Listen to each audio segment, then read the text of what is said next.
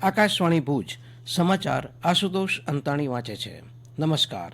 રાજ્યના 25 કેન્દ્ર પર આવતીકાલે તારીખ 4 જૂને સવારે 8 વાગ્યાથી મતગણતરીની પ્રક્રિયા હાથ ધરાશે, જેમાં આણંદ લોકસભા મતવિસ્તારમાં 2 જ્યારે અન્ય તમામ લોકસભા મતવિસ્તારના એક મતગણતરી કેન્દ્ર પર એક સાથે મતગણતરી શરૂ થશે. તમામ કાઉન્ટિંગ સેન્ટર પર ત્રિસ્તરીય સુરક્ષા વ્યવસ્થા સુનિશ્ચિત કરવામાં આવી છે. સમગ્ર મતગણતરી પ્રક્રિયા માટે 56 કાઉન્ટિંગ ઓબ્ઝર્વર્સ, 30 ચૂંટણી અધિકારી અને 180 મદદનીશ ચૂંટણી અધિકારી ફરજ બજાવશે. આ ઉપરાંત અંદાજે 614 વધારાના મદદનીશ ચૂંટણી અધિકારીઓને પોસ્ટલ બેલેટ અને electronic transmitted postal ballot system માટે જવાબદારી સોંપવામાં આવી છે. અરુણાચલ પ્રદેશમાં ફરી એકવાર ભારતીય જનતા પક્ષની સરકાર બનવા જઈ રહી છે, જ્યારે સત્તારૂઢ સિક્કિમ ક્રાંતિકારી મોરચાએ સિક્કિમમાં બહુમત હાંસલ કર્યું છે.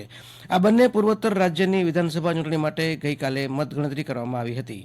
અત્રે ઉલ્લેખનીય છે કે અરુણાચલ પ્રદેશની 60 બેઠક, જ્યારે સિક્કિમની 32 બેઠક માટે તારીખ 19મી એપ્રિલના લોકસભા ચૂંટણીના પ્રથમ તબક્કા સાથે મતદાન થયું હતું.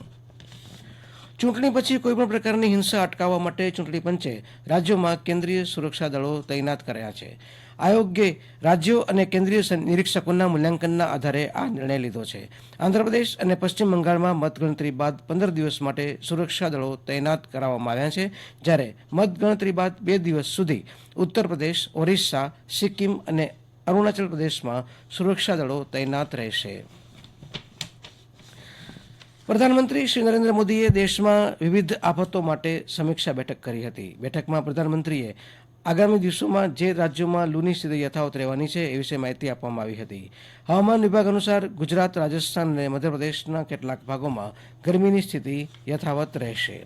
આ વર્ષે દેશના મોટાભાગના વિસ્તારોમાં ચોમાસું સામાન્ય અને ક્યાંક સામાન્યથી સારું તો કેટલાક ભાગોમાં સામાન્ય કરતાં ઓછું રહેવાની શક્યતા છે.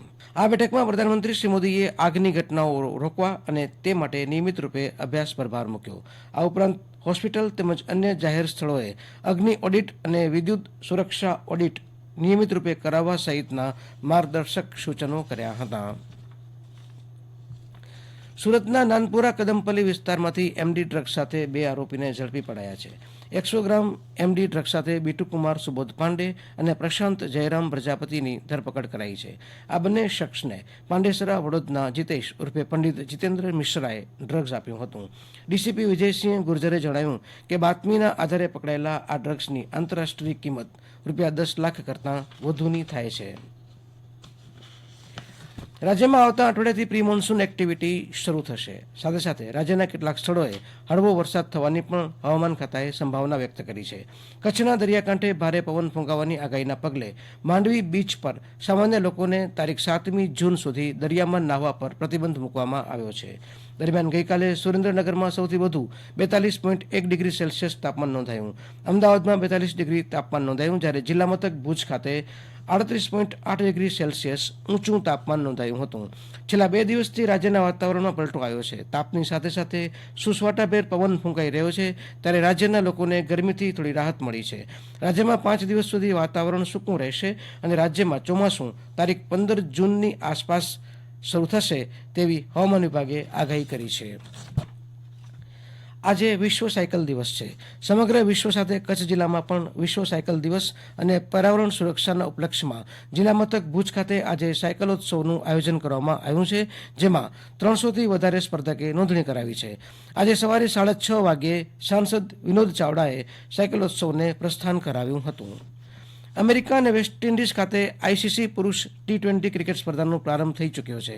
પ્રથમ મેચમાં અમેરિકાએ કેનેડાને 7 વિકેટથી પરાજિત કર્યું હતું, જ્યારે ગ્રુપ સીની પ્રથમ મેચમાં પાપુઆ ન્યૂગિની PNGને વેસ્ટ ઇન્ડિઝે 5 વિકેટથી પરાજિત કર્યું હતું. આજે દક્ષિણ આફ્રિકા અને શ્રીલંકા વચ્ચે તેમજ બીજી મેચ નામીબિયા અને ઓમાન વચ્ચે રમાશે. આ સાથે આ સમાચાર બુલેટિન પૂરું થયું. નમસ્કાર.